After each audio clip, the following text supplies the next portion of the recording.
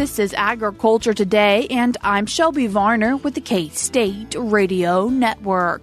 Dan O'Brien, K-State grain economist, starts today's show with a grain market update. This week, he talks about the current market conditions, as well as why producers might want to look at call and put options. Keeping the show rolling is K-State wildlife specialist Drew Ricketts by sharing some of his knowledge about groundhogs for Groundhog Day. K-State meteorologist Chip Redmond finishes the show with a weather update. He explains how the mud has dried this past week, but people can be expecting to have to deal with it again. That and more is coming up ahead on Agriculture Today.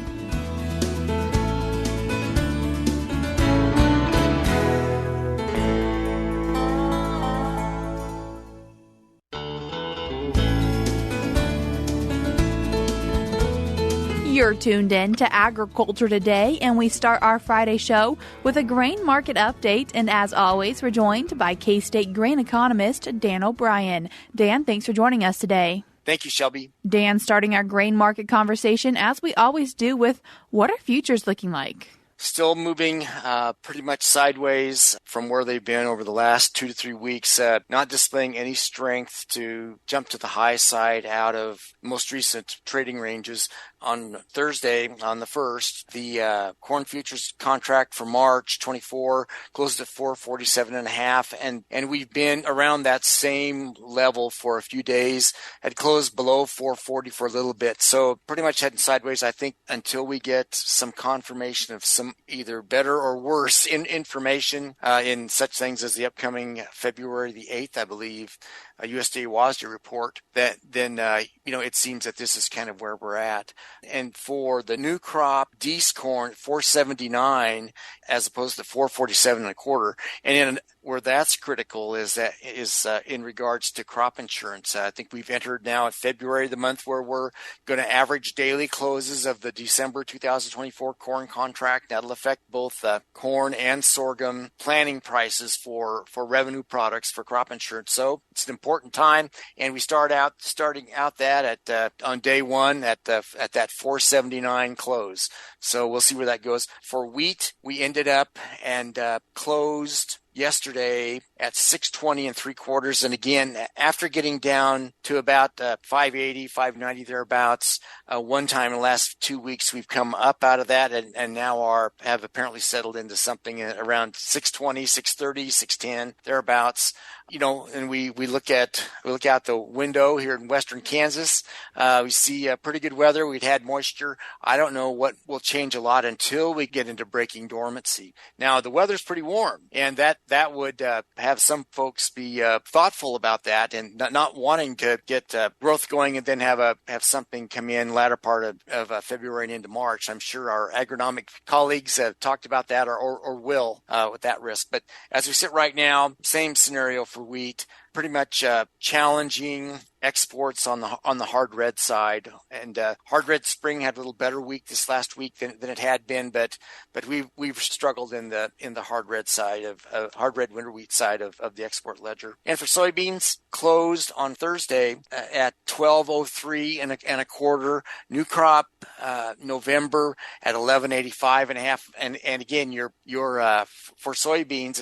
As well as for the feed grains, that we're watching that November contract price daily closes to get some idea of what the crop insurance base levels are.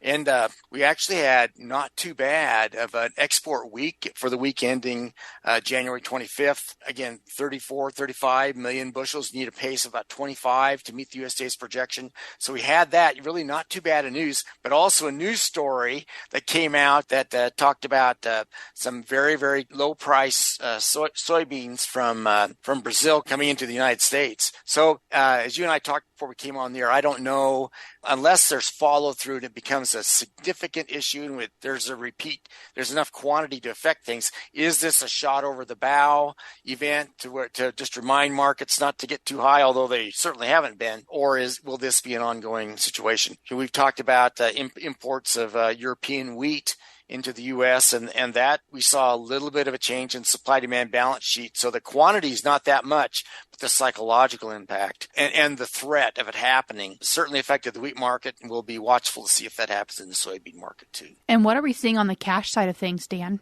Surprisingly, as the futures have come down for corn, we really have pretty good basis levels across the state. The best, of course, is 20 over in the Garden City area, our demand center, but really everything else ranging from 5 over to about 4 under. So that to me is indicating that, yes, the futures may be low, but we're not seeing a collapse in basis at the local level. And what may also be happening is that farmers are loath to sell at these price levels compared to what they've just seen, and they may just be pretty tight and holding on to their grain. So we'll see what happens there. Pretty similar situation for grain sorghum in most of the states except the southeast corner. We seem to have pretty strong prices.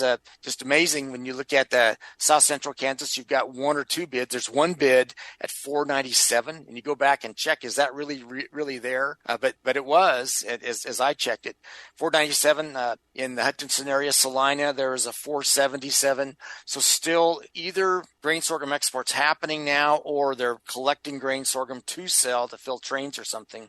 So you do have those bids, and then generally decent bids with positive basis. More so than a little stronger than corn, actually, in the Colby, Topeka, and Garden City areas. So interesting to watch. I would say also, as we mentioned, cash markets, a lot of variability also in soybeans. Still, again, the Hutchinson basis bid at 20 under. You've got Topeka at 35 under. So I guess it's 15 is the next strongest one.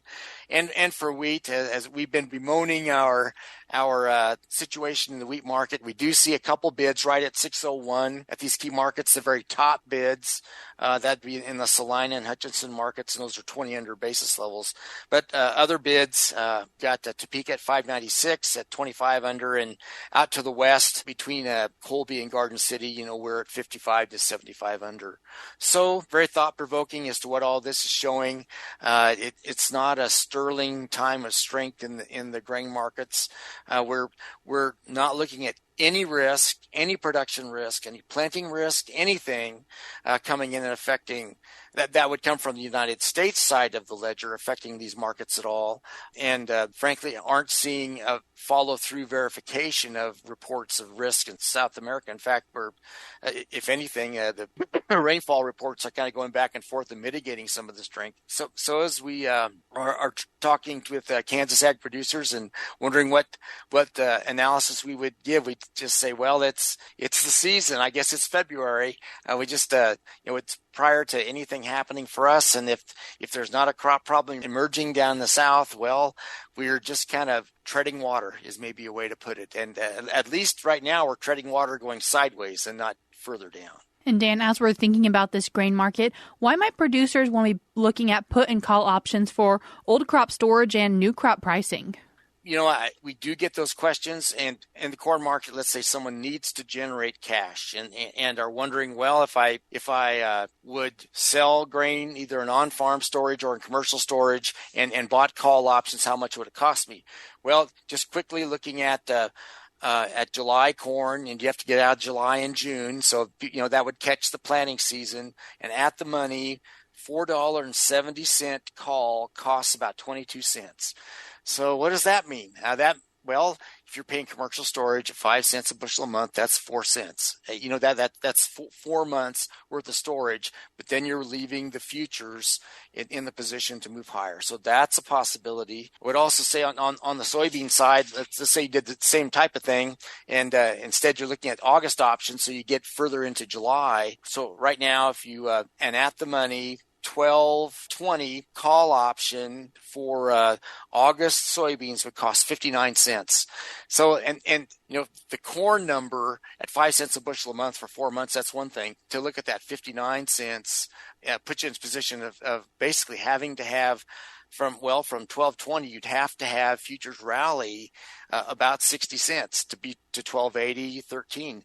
thereabouts. So if the market goes sideways, you're losing money on that, but you'd be in a position to benefit if things really go higher. So as anybody listening can tell, there's both pros and cons to some of these strategies. And I guess as we go off in the future, we'll start looking more at what the price of put options are for corn and for soybeans and for wheat, and kind of what that's indicating that the psychology of the market is in terms of how low from current price levels they might go, and based on what they would make you pay to buy the price coverage from them. And rounding out today's conversation, Dan, wanting to mention an article that you've included in this week's grain market report involving icy weather in the Mississippi River and issues it's creating. Yeah, in the Mississippi River system, there's an article out of the USDA Ag Marketing Service Grain Transportation Report came out yesterday, February the 1st, about icy weather stymieing barged grain movements in the Mississippi River system. So if we had a situation where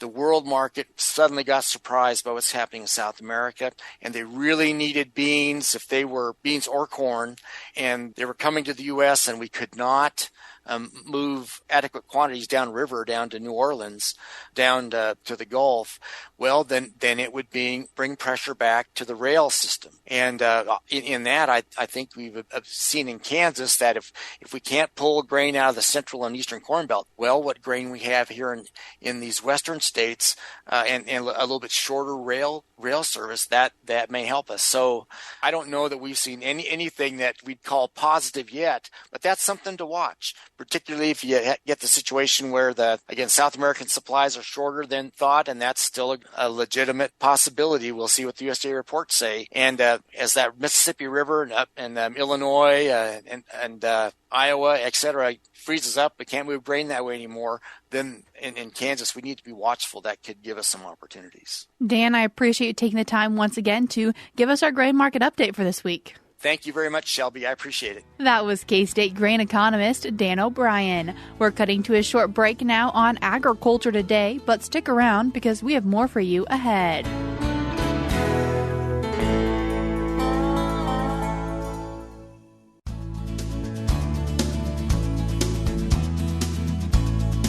You're tuned in to Agriculture Today, and we continue our Friday show discussing groundhogs. And to talk about them, we're joined by K-State wildlife specialist Drew Ricketts. Drew, thanks for joining us today. Yeah, thanks for having me, Shelby. Drew, we're talking about groundhogs today because today is Groundhog Day. And so before we talk about some of their characteristics, first mentioning that groundhogs can be known by many different names. Yeah, they have a whole bunch of different common names. So the two most common that we hear in Kansas would be groundhog and woodchuck.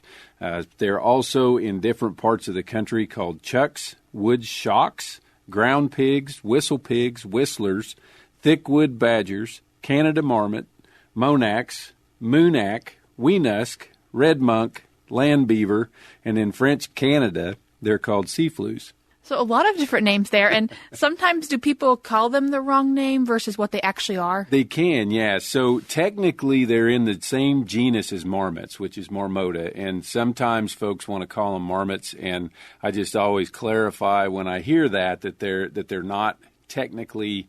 We don't call them marmots. It's a woodchuck or a groundhog most commonly here. And they're actually considered a ground squirrel? They are. So they are the largest member of the squirrel family that we have in Kansas. And there's actually a whole bunch of different species in the squirrel family that we have. So we got the fox squirrel, the eastern gray squirrel, southern flying squirrels, which are pretty cool. They don't actually technically fly. They glide. They have membranes between their front and back legs. And then we have 13-line ground squirrels, Franklin's ground squirrels, spotted ground squirrels, and black-tailed prairie dogs to round out all of our different species of squirrels in Kansas. A lot of different squirrels in Kansas, but as we talk about the groundhog, you mentioned something before the interview that groundhogs are something that actually hibernate. They do. So they're true hibernators, and we have a lot of species that will have what we call a torpor, or a short period of inactivity where their metabolism slows down and they're pretty inactive for really short periods of time, but we don't have very many that are true hibernators. And so groundhogs or woodchucks are true hibernators, and basically that means that when the days start getting shorter and shorter in the fall, they have hormones that trigger going into this really deep sleep period of inactivity where their body temperature can drop to 35 degrees Fahrenheit, so they can get really cold. And to do that, their metabolism has to slow down very much. And so they can have as low as 4 to 10 heartbeats per minute, and their breathing rate can fall to one breath every 6 minutes, which is kind of crazy. And to be able to do that, they go through this period that we call hyperphagy in the fall, where as that day length starts to get short, they start eating and eating and eating and eating so that they can pack on a whole bunch of fat, because that's the only thing to get them through the winter from a nutrient standpoint, is that fat that they've accumulated. We mentioned hibernation, so not being very active, but when they're not in hibernation, when are they usually active? So groundhogs are diurnal, which means they're mostly active during the daytime. And they tend to have peaks of activity right around sunrise and sunset, but you can see them out and active pretty much all day long. So what is their diet, and kind of what problems can that create for people? Yeah, so they're herbivores for the most part. They do eat a little bit of insect matter, and when they're digging those large burrows that they create, if they come across some sort of lizard or snake or a mouse or something, they probably eat that for the protein. But when they go out foraging, they're looking for plant material. And they eat a lot of things that we care about, like alfalfa. Also, they will get into gardens and eat a lot of the vegetables that we care about. And there's definitely one famous groundhog out in the eastern U.S. that has sort of made a name for itself doing that. And that groundhog just sort of gets in front of the camera while it's eating this producer's carrots and lettuce and those sorts of things. And it's kind of become famous because of that. But because they do get into gardens and they do eat things that people care about, they cause problems for us sometimes because of that. I mentioned that they dig a big burrow. Those burrows can be, the soil that they remove to create that burrow can be up to 6 cubic feet, which is almost 400 pounds of soil. And so if they decide to dig that in a place that we don't want a big hole or a big mound of soil, that can cause a problem too. So like in the floor of a barn, or if they dig under our deck or under a sidewalk and those sorts of things. How are groundhogs spreading across Kansas, and what do they like to follow as they do that? Sure. So they're not a migratory species, so they don't really move around the state within a given year, but they have expanded their range a lot out west. And the reason that they've been able to expand their range is they're a species that's associated with woody cover. And as we've had more and more trees start to grow further and further west, that's allowed groundhogs to expand further west into Kansas. So if people are thinking, oh, I think I see a groundhog, are there things they can do to avoid it being under the house and creating those issues with burrows? Sure. Groundhogs are a very intelligent species. They're also extremely good diggers, and that makes it hard to exclude them from places. And so if they are digging in a place that you don't want them to be, if they're getting into a garden and you've tried excluding them and you can't, then really trapping and removing them is the main option. And the nice thing is they're pretty easy to catch in cage traps if you do it the right way. So basically you want a good sturdy cage trap because they're strong enough that they'll really tear up the flimsier cage traps, and they might get out, but they like to go into dark places. So if you put that cage trap on a stable surface, kind of work it down in, and then cover it up with a tarp, then they're more likely to go into that trap than they would an open trap. And then if we use something that's pretty strong and sweet smelling for bait, that attracts them pretty well. So my two favorite baits are like bananas that are ready for banana bread, good and black on the outside and pretty slimy and sweet smelling, or fruit like cantaloupe that is past due and also putting off that pungent sweet aroma. If you do catch it and it is creating issues, is that relocating it or possibly euthanizing it? My recommendation would be to euthanize it. When we move wildlife around, their survival is typically really low. And then the other thing along with that is oftentimes when we have problems associated with groundhogs, it's because they're in that period of hyperphagy where they're eating a lot, and that's right before they start hibernating. So if you trap that animal and haul it off somewhere that's far enough away that it can't come back, it doesn't know the area, and it's got to try to figure out how to dig a burrow and find food resources and all that stuff right before it's trying to hibernate. And so you're really putting it at a disadvantage. So a quality of life over quantity of life there. Absolutely. Yep. There are plenty of groundhogs out there. Groundhogs can be beneficial for people, and one of those ways is through medical research. That's right. So groundhogs they're susceptible to a hepatitis virus, and because of that, they are one of only 2 models for hepatitis research on people, and their livers function similarly to the way ours do too. And the other critter that is a model for hepatitis research in people is chimpanzees, and they're endangered. And so it's really good that we have a common species that we can do hepatitis research on, and also research on how to treat liver cancer that's due to hepatitis as well. And so wanting to mention that groundhogs are by no means on the endangered species list. They are not. They're very abundant in many, many places. Drew, I appreciate you taking the time to join us today and share with us some information about groundhogs. Absolutely. Thanks for having me. I had fun talking about them. That was K-State wildlife specialist Drew Ricketts discussing groundhogs for Groundhog Day. If you'd like to hear more from the K-State Wildlife Department, you can do so by listening to Drew Ricketts and Joe Gherkin's podcast, Fins, Fur, and Feathers. You can find it on your favorite podcast streaming platform. Before we cut to a break, we're now going to be joined by Scarlett Maydinger from the Kansas Livestock Association, as she says there are assistance programs available for livestock producers who have suffered losses due to severe winter weather. USDA offers disaster assistance programs that can be helpful to livestock producers recovering from recent winter storms. These programs include the Livestock Indemnity Program and the Emergency Assistance for Livestock Program, which reimburse producers for a portion of the value of livestock lost or for the loss of grazing acres due to a qualifying natural disaster event such as winter storms. To participate in the Livestock Indemnity Program and or the Emergency Assistance for Livestock Program, producers will need to file a notice of loss to their local Farm Service Agency office by the annual program payment application date. For LIP, that deadline is February 29th of 2024 for the 2023 program year. The deadline is March 3rd of 2025 for 2024 losses. To apply for ELAP payments, producers are required to file a notice no later than January 30th following the program year in which the loss occurred. For 2024 losses, the deadline is January 30th of 2025. USDA advises producers to document beginning livestock numbers by taking time and date-stamped video or pictures prior to and after the loss. For more information, contact your local Farm Service Agency office. I'm Scarlett Maydinger. Once again, that was the Kansas Livestock Association's Scarlett Maydinger. You can see more information from KLA by going to their website, www.kla.org. We're cutting to a short break now on Agriculture Today, but we'll be back with more ahead.